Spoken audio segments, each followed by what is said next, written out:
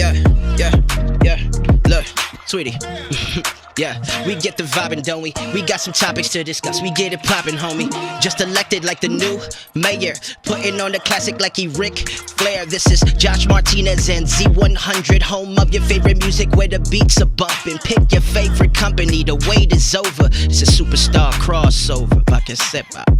It's Z100. I'm Josh Martinez on iHeartRadio Superstar Crossover with my guest at this time, AEW superstar Ricky Starks. What's going on, man? Oh man, how are you today? I'm living the dream. I'm doing good. You're gonna have a pretty busy week, man. You're getting ready for AEW's Revolution this Sunday night, including the Face of the Revolution ladder match. What's that nervousness like, excitement like going into a match as unique as a ladder match with a whole lot of other people involved? Honestly, this is such a unique matchup for me because, dude, first off, we have three big guys. We have Wardlow, we have Keith Lee, and we have my man Powerhouse Hobbs. Mm-hmm. So out of those three, I know one person has my back, but still that's a big uphill battle to deal with the other two. And also, too, this is my second ladder match ever in my entire career. So, oh wow, I'm excited and I'm nervous at the same time because I have no clue what's going to happen. But I will tell you this: it is my solemn duty to make sure that this is way better than last year's, Revolution match. So I wanted to talk about something that your story of your neck injury last year. Kind of went viral again because at a WWE event, Madcap Moss almost fucked his shit up, and luckily is okay. Now you had a situation where you hurt your neck, finished the match, and felt. I mean, directly after the match, did you feel fine, and or what? Like, what? Walk us through that injury that happened last year with your neck. So I think there's a lot of misconceptions and misinformation about what actually would happen and the stuff thereafter. Basically, I got dumped on my head, and I'm flexible because I do yoga. But that was interesting to me because when I landed, I thought I was trying to land on my feet basically, and I thought I was like, I didn't get all of that. But when I stood up, I felt like a tightness in my neck. I was like, okay, that feels different. Finished the match. Then I get to the back and everything was fine. A lot of people thought I had broke my ankle in that match or I was concussed, and I wasn't. I didn't break my ankle and I was not concussed. And I was just telling the doc, like, yeah, that was a rough landing. And I remember going back to the hotel and doing this a bit. I was like twisting my head. I was like, something doesn't feel right. And I know my body pretty well at this point.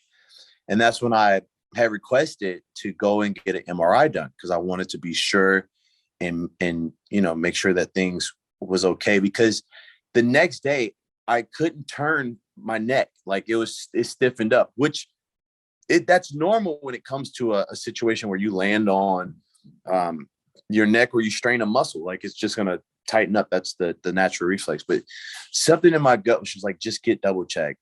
And I went to three different doctors. The first two saw it and was like, well, there isn't, like, you seem fine. But it was the third one that was like, yeah, this is actually fractured. And they all kind of said the same thing in terms of, a bit of a bulge and not thankfully no big herniation or anything like that.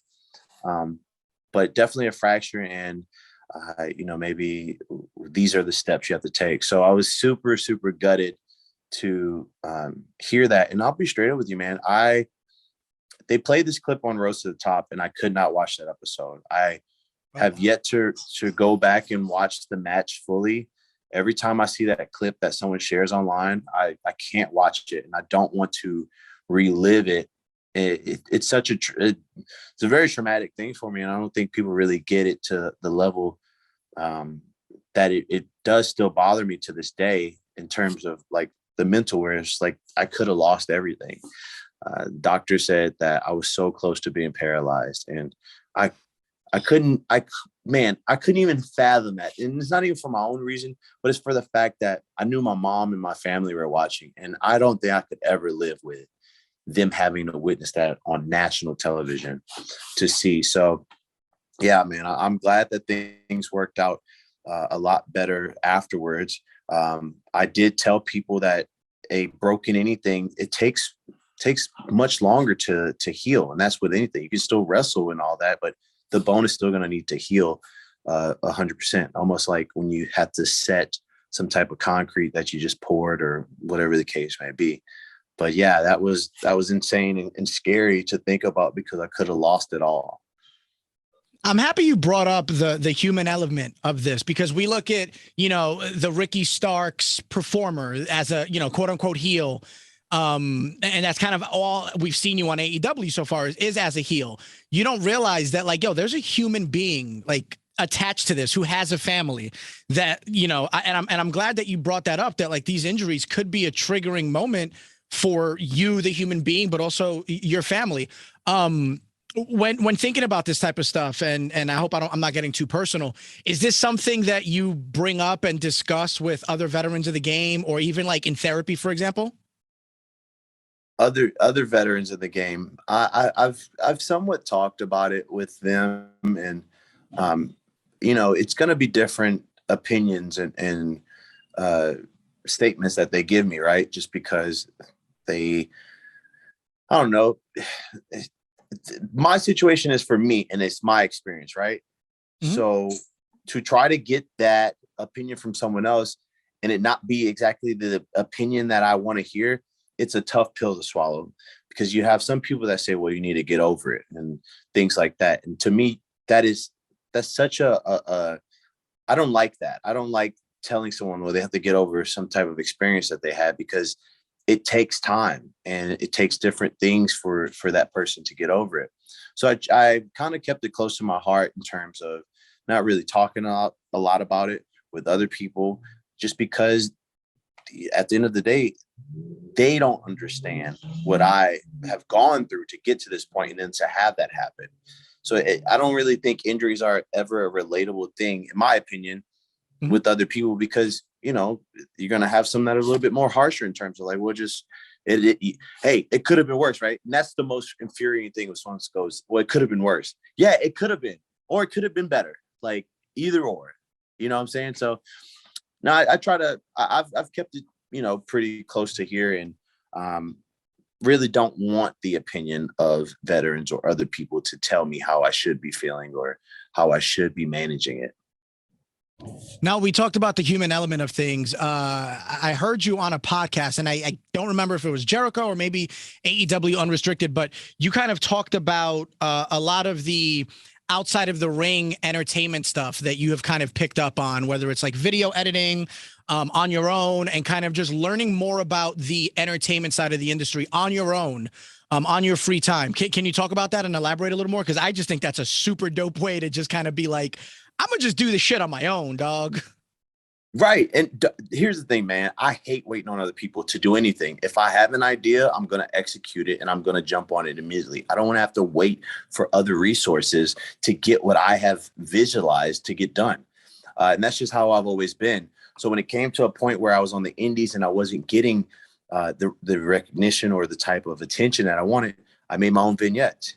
And I'm a big fan of cinematography. I love film. Never went to school for it, but I'm an observer, and I am a fan of how different videos and movies can make someone feel. And so I went into that direction of paying for these videos that I had produced, writing out, producing it, directing it, making sure that the colors for certain videos were done in this way and that way, really thinking outside the box and going to that side of my creativity that I hadn't really explored yet. And so to me, that is the most important part. On top of that, I've gone to different shows when I worked at NWA, and I would sit in the back and see how the show is produced to get a better idea of how to present myself to the crowd or the people watching at home. I think it's very beneficial to at least know about it. I'm not saying I'm the best at it, but I'm saying I at least know about it and I dabble in it. And I do find the freedom in that because that stuff is fun to me. If I were to have a post career of wrestling, I would hope it would be directing these videos for someone, or maybe even doing a music video, or maybe, directing or producing a movie, who knows? But it's great to do because it just comes up with so many other options and avenues for you that you wouldn't have thought was possible. No, that's dope. You mentioned cinematography. You had a cinematic match last year against Darby Allin and Sting. And I'm sure as a fan, you and I are very close in age. That shit must have been super dope to work with Sting. Talk about that, because I really hope that there's God. like some fun stories to this. Dude, so I need to really check myself sometimes and realize the things that I've done, especially when the things I've accomplished in wrestling. I'm always going, and I don't take time to really smell the flowers, so to speak. Mm-hmm. But that cinematic match was insane for the simple fact that, one, this was Sting's first match in like 6 or 7 years. This was a cinematic match that I had planned to be way better than any other cinematic match. And so I gave my input on that along with Darby. We were like the main two people that were very influential in how it should be shot. I remember thinking about like different colors and settings and all that type of stuff. Mm-hmm. And then on top of that, just being in the ring with Sting. It was one of the coolest moments I've ever been a part of. There is a point where Sting outright punched me right in my mouth, like a full closed fist punch. And I remember I looked up and I know I had like blood right here, and his eyes went from like this to like a big grin. And I was like, yo, Sting definitely chooses violence over peace any day. That's dope, man. I love hearing, a lot of the stories of the people that we grew up watching and being a fan of. And it turns out, there's that old adage of like, never meet your heroes, you know what I'm saying? Or never come across your role models. But I don't think I've interviewed anyone that had a single bad thing to say about Sting so far. So to hear another Sting story, again, just super dope in a selfish way. So you're part of Team Taz. How did that whole situation come about? Well, I think when I first I had my debut match against Cody for the TNT title, I know that Taz took a liking to me, and that sparked some interest in terms of like bringing me on under his knowledge and his learning tree, and seeing how I fit with Brian Cage at the time. And I think it's just cool how it kind of organically grown from that. I don't think a lot of people really took me as someone that would fit into Team Taz or with the FTW mindset. So it's a credit to people at AEW and also Taz to be like, no, this dude is a badass. He may be, a pretty boy and all this, but he can fight, and he has that intensity factor to him that a lot of people are missing. So it's just cool to see how that all came about. And then to think about that, where it started from just me, Taz, and Brian Cage to where we're at right now, it's insane. It's awesome to me. What do you think is Hook's potential? I think Hook's potential is unlimited. I think capitalizing on the attention and the buzz online and actually proving to people that it is a well-merited type of talent that he has, and the buzz that he has is well deserved. I think it's really cool to see, just especially to see him come from when he first started with us to where he is now. He's a dope little dude, man. I think he's cool. So the podcast is called the Superstar Crossover for a reason. My last guest was future Hall of Famer Paul Heyman, and I wanted him to forward you a question, and he wanted to know, what makes your idolization of Paul Heyman so personal to you? Well, first off, I think the fact that Paul is going to acknowledge me is also a good start here. But you know what it is? You know what I actually really like about Paul is the fact that this dude worked his way up from one of the most famous clubs in New York as a photographer to where he is now. And I admittedly and selfishly would have loved to have the chance to work with him, because I know the benefits of working with somebody like Paul. even from the stories of my friends that used to work with him, just knowing that he sees only the positives and how to accentuate that. Bro, I am like a piece of clay right now. Could you imagine if Paul Heyman got his hands on me? I would be freaking unstoppable. I'm already on my way to being unstoppable. What I'm saying is I would have been there a lot quicker. So the personal infatuation with Paul Heyman is the fact that what a missed opportunity between me and him. Don't you think? I love it. I love it. Planting seeds for the future. You can't be mad at that. Now I'm going to need you to ask a question to our next guest, who's going to be SmackDown Women's Champion Charlotte Flair. She's my next guest. So now perfect. The floor is yours to ask Charlotte Flair any question Ricky Starks wants to ask. All right. So the question is this, right? When it comes to it's kind of a two-parter. So if I break the rules, I don't give a shit. But who between Charlotte Flair and Ricky Starks has the best spear, and why is it Ricky Starks? And secondly, if you could vacation anywhere that's outside of this country with the idea that you're going to be stranded there for the rest of your life, where would it be at? I like that. Do you have an answer to your own question? Is there a place that you're like, yo, if I get stranded here for the rest of my life, I'm chilling? Santorini in Greece. That's where I'd go. Shipwreck Beach. I'd be there. I was going to say, I grew up really poor, so I just know Santorini through the TV shows and movies and Below Deck. But I will say, you did mention something about Paul Heyman's hustle. And then also Taz, you've worked with him, you know how much he grinds and works hard and how he got to where he is in this industry. I'm just throwing it out there. It's a New York City thing, dog. There's just an energy that we possess that we are just the greatest thing since sliced bread. I'm just putting it out there. Dude, hell yeah. The funny thing too is that this is, and I had this conversation with Taz. To me, people from New York and people from New Orleans, I think there's a kindredship to that. Like the energy that both of those people have, I think we share on more of a deeper level. You know what I'm saying? Mm-hmm. And it doesn't get talked about a lot, but I know that when I used to grow up in New Orleans and you'd go out of town and you go to a place in Florida or somewhere in Texas, people are like, are you from New York? Because we have kind of that same accent. We have that same kind of personality that's in your face. And we're very stubborn type people. So I was thinking about that as you were telling me the Paul Heyman question, because I was thinking of Taz as well. And just all these things were going in my mind, especially when I talked to you earlier. I was like, yeah, this is just my homeboy that I probably went to school with in New Orleans. So now you mentioned New Orleans. That's where you're from. New Orleans has a very historical rap scene. And music scene altogether. So I would be remiss to not ask you about music. So I'm gonna put you on the spot right now. I like to call this top 5. So I'm gonna hit you with your top 5 favorite artists.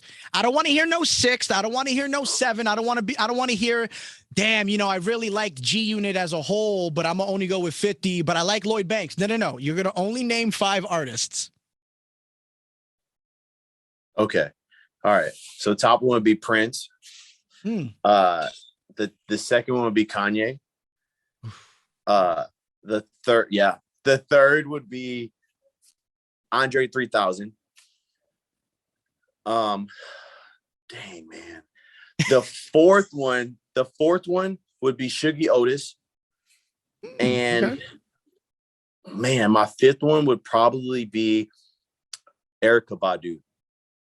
Ooh, I like that. Erykah Badu love. I dig it. Now, you did mention Kanye. I'm a Kanye stan, but I got to keep it real, man. A lot of the stuff he's been doing recently in the public eye, that shit is just corny to me. There's no other way around it. It's just corny to the point where Donda 2 came out and I'm not even trying to find it. I'm not even trying to listen to it. I'm not going out of my way the way I used to back in the day, which I'm sure you did the same thing, whether it was LimeWire or anything like that, a Windows Media Player playlist that you could download, you know what I'm saying? Taking it back a little bit. I'm not even doing that. It just kills me. And as a Kanye fan, I'm sure you feel somewhat similar.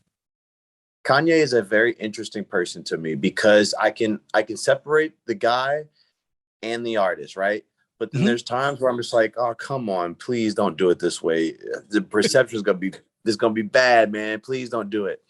I think the reason I really do, so I did watch the most recent Donda 2 experience, right? And visually, it's very striking and so creative, and I appreciate it. Music-wise, there's a lot that he puts out there that should be filtered out. It used to be filtered out.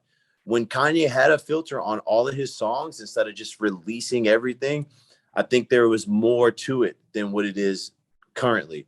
Not to say that I don't like Donda. I think Donda was a great album. And Donda 2, from the snippets that I heard, sound fantastic. But it's a lot. It's a lot to digest. It's like a chef that's so good at what he does. He just starts making up all these meals, and you don't even have time to finish one dish before the next one comes through. You're just like, come on, bro, give us some time to breathe. The Genius documentary on Netflix right now is so good because it kind of gives you, it reminds you of like this dude, where he came from. You can kind of see why he is the way he is now with the backstory back then. Not excusing things that he said, but it kind of makes you be like, okay, I can put together the pieces of why he is how he is. Ricky Starks, I appreciate you. I could talk music all day, but I know you got places to be. I got a show to put on. So I appreciate you. One more time, yo. TBS this Wednesday night, Dynamite, 8:00 Eastern. Rampage this Friday night, TNT, 10:00 Eastern. And then the big show, AEW Revolution, this Sunday night. All the information could be found on social media, AEW.com as well. And before I let you go, how can fans stay in touch with you on social media so that they could DM you and tag you when they share the same sentiments about Kanye?